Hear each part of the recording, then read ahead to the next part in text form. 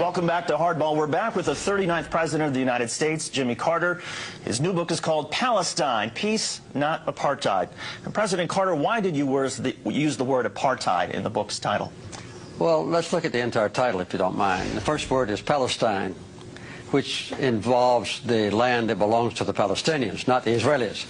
I didn't refer to Israel because there's no semblance of anything relating to apartheid within the nation of Israel.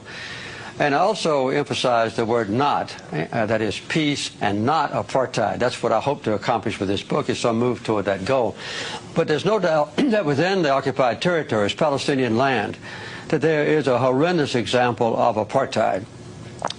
The occupation of Palestinian land, the confiscation of that land that doesn't belong to Israel, the building of settlements on it, the colonization of that land, and then the connection of those isolated but multiple settlements, more than 200 of them, with each other by highways on which Palestinians can't travel, and quite often where Palestinians cannot even cross.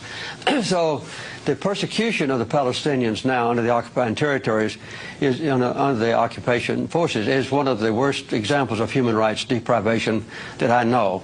And I think even worse though than a place like Rwanda.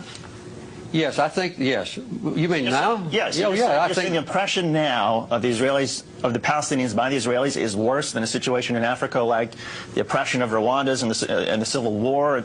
I'm not going back into ancient history about Rwanda, but right now, the persecution of the Palestinians is one of the worst examples of human rights abuse I know, because the Palestinians... But you're talking about right now. You're not talking about, say, I'm not talking about ancient history. Ago. No. Well, Rwanda wasn't ancient history. It was just a few years ago. You could talk about Rwanda if you want to. I want to talk about Palestine.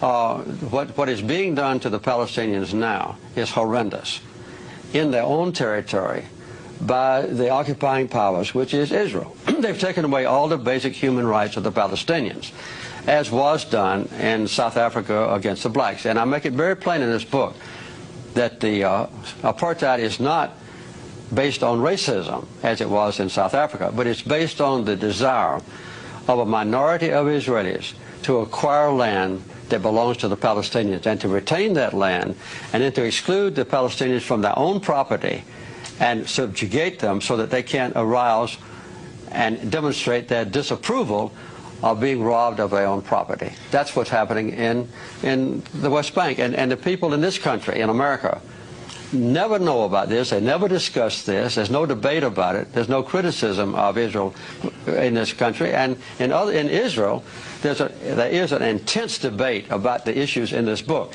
In this country, no. I agree. I mean, I wish we had that sort of debate that they're having in Israel. I wish we had that in the United States. But give us a sort of sense, how much of the responsibility for the conflict, the Israeli-Palestinian conflict, do you think belongs to the Israelis for their tactics like seizing land and occupying territory that didn't belong to them? How much of it is the responsibility of the Palestinians for their suicide terror attacks and their bombings within Israel proper? Well, as a matter of fact, the basic cause of the conflict is a sustained occupation of other people's land by the Israelis. And this is a direct violation of United Nations resolutions.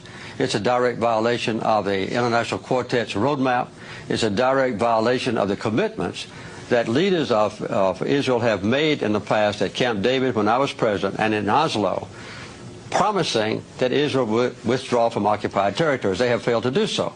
In response to that, and I'm not excusing them, there have been acts of violence. As a matter of fact, though, Hamas, the #1 accused persons of violence, have not committed an act of suicide bombing that caused an Israeli life now since August of 2004. And I hope that they won't do that anymore. Other participants of the Palestinian society, smaller ones, have committed some atrocities. But the loss of life in the entire occupied territories has been horrendous and has been